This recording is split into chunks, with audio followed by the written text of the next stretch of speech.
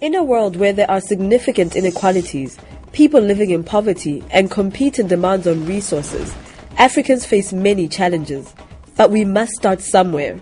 Strategic interventions can make a difference. Here's Africa.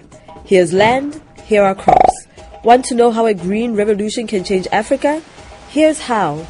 Food is a vital part of human and social development. Unfortunately, 240 million Africans currently suffer from undernutrition. Despite possessing large tracts of rich uncultivated land, Africa is a net importer of food, dependent on food grown around the world. But the continent can feed itself. In the late 1970s to early 80s, for example, massive outbreaks of mealybugs destroyed cassava crops across much of Central Africa.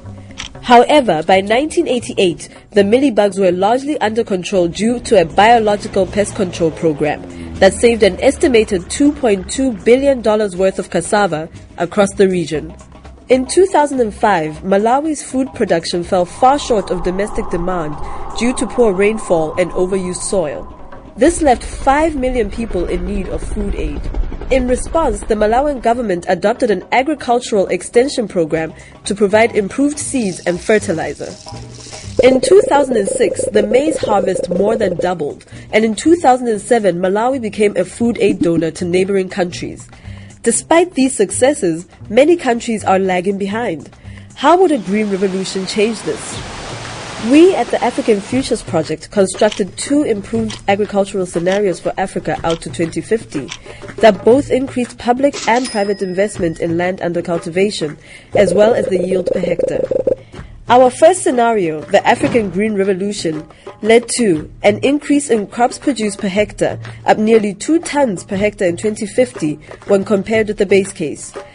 A massive shift in food trade, with Africa exporting 20% of total food consumption to the rest of the world, leading to an economy that is $3 trillion larger by 2050 when compared to the base case. Sounds good, right? However, just changing agricultural production policy and increasing the amount of food produced leads to massive increases in exports. This surplus of food drives down prices and makes it cheaper for the rich world to buy steaks and does little to reduce extreme hunger on the African continent.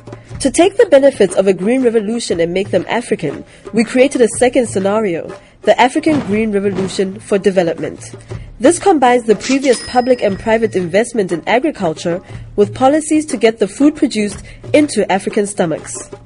This scenario led to 4.9 tons of food produced per hectare, up from 2.9 tons in the base case, 10% of Africa's food being imported, twice the GDP growth by 2050, and 300 million less undernourished people as compared to the base case. By implementing programs that increase food production and access, policymakers can cultivate and strengthen human development across all of Africa.